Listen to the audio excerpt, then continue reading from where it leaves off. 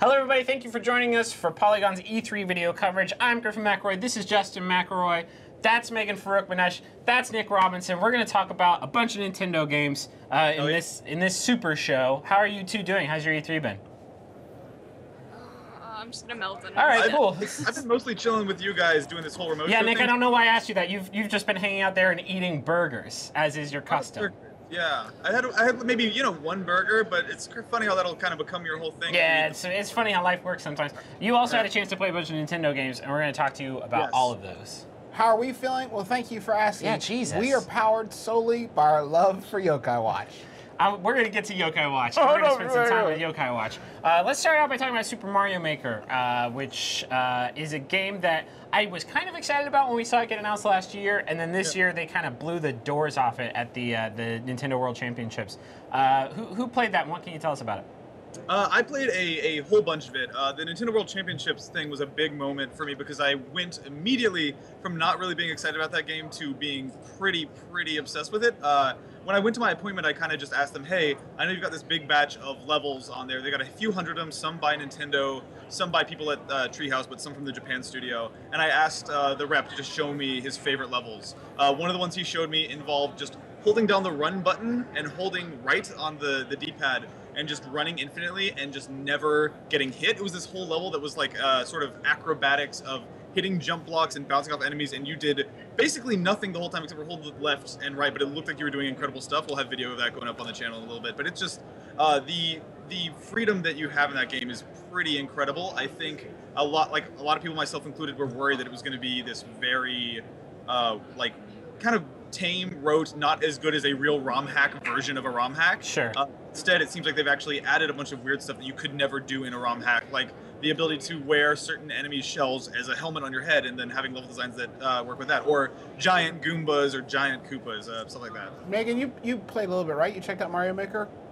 Yeah, so I got to see it a couple weeks ago, not actually on the show floor. The levels I saw were not terrible, they were actually really fun, but like terrible in the sense that they were all basically set up to like murder you and troll you. Yeah, it seems like that's the focus of the game. Like they're on some Kaizo Super Mario shit. Like this is a torture platformer. Yeah, basically. So one of the levels I walked into, there was just this door, and the guy was like, "You should go through that door," and I did. And seriously, it was just a giant saw that killed me immediately. And I was like, the room has no purpose. What a jerk! Why would he do that to you? That's really mean. Next thing I want to talk about, I know we're kind of burning through these, but we have a lot of games to talk about, not a lot of time to talk. I want to talk about Yoshi's Woolly World.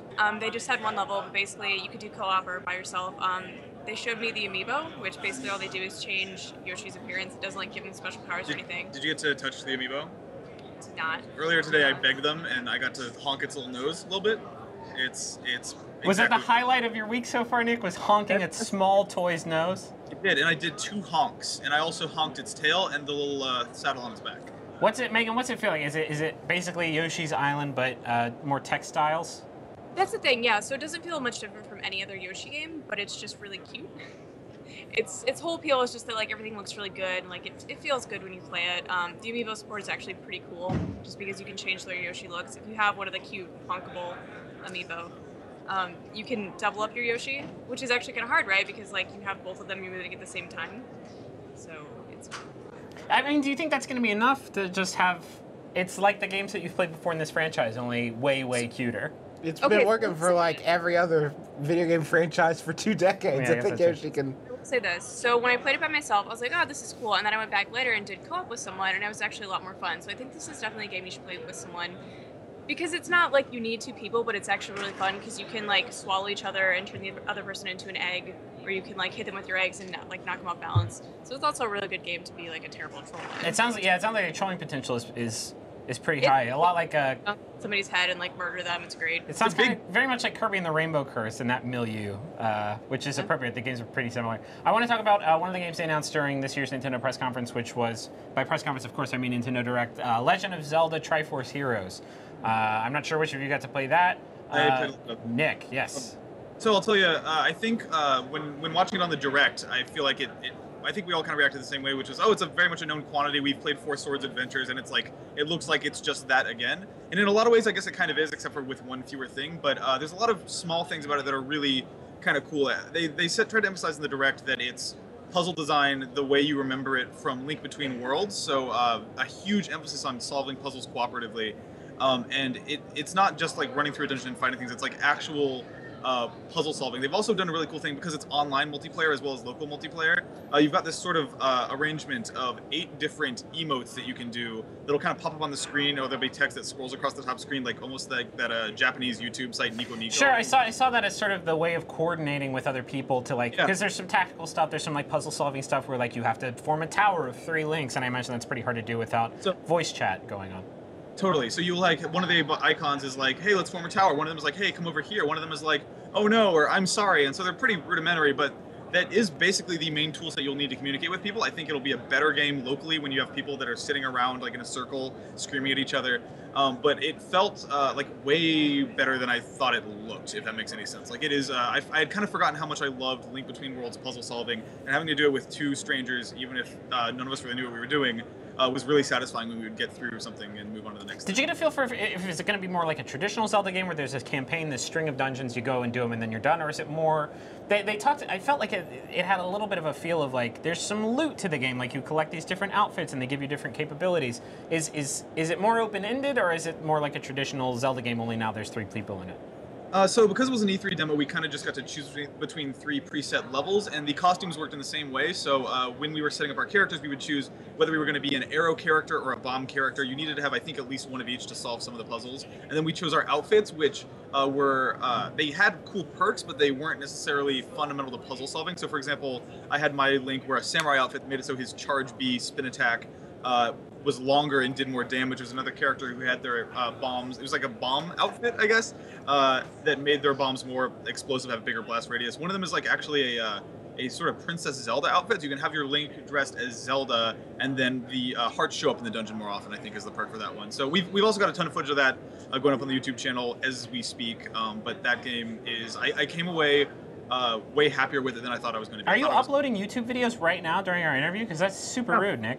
I'm sorry, I've got 8 computers here. I'm using them all. Yokai Watch. Yokai Watch. Here we go. Megan, how's talk to you about Yokai Watch?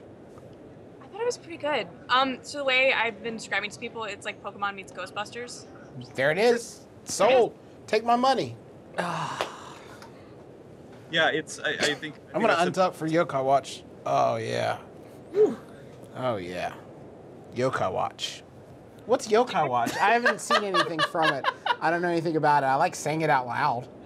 Yeah, so I had never heard of it basically until I went to go see it. It's weird. I'm not totally sure what the exact premise is, but the demo I played, it was kind of like you have this like ghost buddy, and he's like, "Hey man, your neighbor's like super upset. Your neighbor's like really hungry all the time. I think that there's like someone possessing your neighbor. So you go help your neighbor, and she's like, "Oh, I'm so hungry," and there's like a yokai possessing her that makes her hungry, and then you catch him. You like battle him and befriend him. It's really cool. The yokai is like it's this very Japanese like concept of like these sort of negative or weird spirits that can inhabit people or objects. So for example, I saw one, they all have like these Pokemon ass names too, like Negatabuzz was one of them, and he was like making everyone who he was possessing extremely negative and cynical, and you had to like sort of fight him to free the person from the cynicism. Did you say his name was Twitter? Yeah. I missed it. There's a few. There's one called I think Tattletale. These are extremely Pokemon names, but I love them. That I think I actually have seen one episode of the Yokai Watch anime, and in that one, Tattletale possesses the protagonist and makes him reveal way too much to his classmates. So he tells the girl he likes that he left because he had to go poop, and that's why he took so long. And, so and tell me, that's a feature that's in the game. So I can tell you that I saw Tattletale as a character. She's like kind of this very grumpy-looking old woman creature, and her move is like this wink/slap, where she slaps you and winks. Did you play much of the combat at all? Not a ton, no. Yeah, it's weird. I haven't figured out yet if there's any tactics or strategy to it yet, but it's mostly you attack, and when you select the character to attack, you do a small mini game. So, for example, popping these little balloons on the bottom screen for a few seconds, or drawing these kanji characters with the stylus. But really, like my main takeaway, and tell me if you agree, is that it felt extremely fresh in a way Pokemon hasn't in about a decade. Like it just was easy, mister. Sorry, dog. It just was so likable. Like it felt like it was like young and new and like was not stuck in its ways at all. It felt like this very new thing. It felt extremely like creative and unique to me in a way that Pokemon hasn't for a minute. But I don't know. Did you like the aesthetic of it, I guess? I mean, the creatures I ran into, I wasn't super into them. There was like a cat creature that I liked because it's a cat. Other than that, yeah, other than that, they didn't really do much. Where Pokemon are like cool looking or like cute or whatever. They just have like a lot of personality. These characters, like, I can't remember what any of them looked like. And they're all ghosts, and that's a bummer. Besides the ghost, who was, you know, like a ghost. He looked like a ghost. Speaking of ghosts, let's talk about one more game, and it is Star Fox Zero, which I think we've seen coming for quite some time. They announced... Hey, check this out. Dabber. That was not a bad Star Fox game impression. Star Fox is like this really bizarre split attention experience where on the top screen, on the TV, I guess, the top screen, you have what sort of looks like the Star Fox 64 type of behind-the-back view of your ship. And you can kind of aim, you're aiming with the gyroscope and the stick and the right stick for accelerating and decelerating. A little weird controls-wise, but then on the bottom screen, you've got a first-person view of what Fox is seeing in the ship at all times. And sometimes there's essential information on there. So, like, for example, during a boss battle, when I had to look on the bottom screen to notice that there was a small hole in the boss's ship to fly into, which I, by the way, never would have noticed if there was a Nintendo rep standing right there saying, hey, go fly in that green hole. It's a weird experience kind of splitting the attention between these two screens, which sometimes are showing you the same information and sometimes are showing you radically different information. It takes a lot of getting used to, I guess, but I'm a big apologist, for example, for the motion controls in Splatoon, so maybe I would go to like this.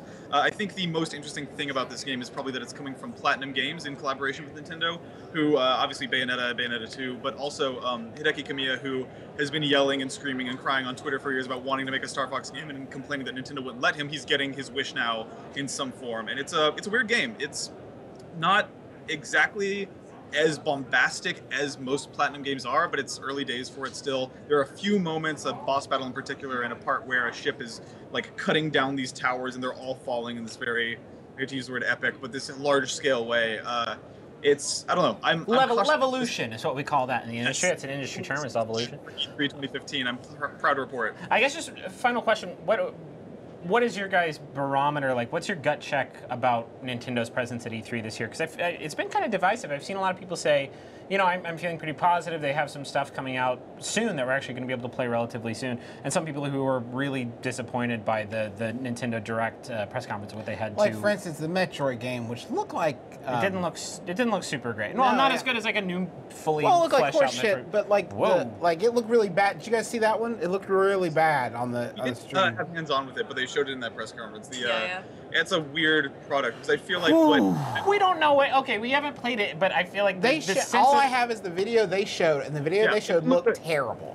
Like, it didn't just look like, oh, this is a real departure. It looked like garbage. It looked terrible. It was especially strange because, like, the people who've been asking for a new Metroid for years probably weren't asking for, like, a 4-player co-op Metroid Prime Hunters remake. Or the people who are asking for an Animal Crossing Wii U game weren't asking for Animal Crossing Mario Party. Also weren't looking for, like, chibi versions of... Okay, whatever. I don't want to put words in. What do you guys feel like? You guys actually got a chance to, like, be in Nintendo Town. How did you come away from it? So that's the thing, they're not really doing anything new or like innovative, right? Like they're bringing back a lot of old stuff, not really in the way we want it, and the stuff that they do have, even like I love Yoshi's Woolly World, but it's also nothing new, right? So it's overall kind of underwhelming, I guess, is how I'd put it. Yeah, and I think my version is not totally dissimilar to yours. I watched the Direct and I came away from it being like, oh, that's it, like a multiplayer Zelda and a multiplayer Metroid and like a lot of known quantities. I think the only upshot for me would be the fact that Mario Maker, a game I did not expect to give a shit about, seems incredible, and Zelda seems at the very least like a really fun game to play locally. So both of those games wound up being more interesting than I suspected they would be. Yeah. But again, no megatons. Like when people talk about Zelda, I thought we were going to see footage of the Wii Zelda for some reason, and then of course it was something else completely. I will say if you're feeling especially down in the dumps about Nintendo's presence, go watch the Nintendo World Championships when they were playing all the Super Mario Maker stuff, because I don't know, I feel like it set a really high bar the day before the Nintendo Direct happened that maybe they didn't exactly clear. Nick Robinson, Megan Farokhmanesh, thank you so much for joining us, and thanks to you at home for watching. Got a lot more great stuff on Polygon.com, so head over there and check all that out. For Griffin McElroy, I'm Justin McElroy, and thanks for joining us.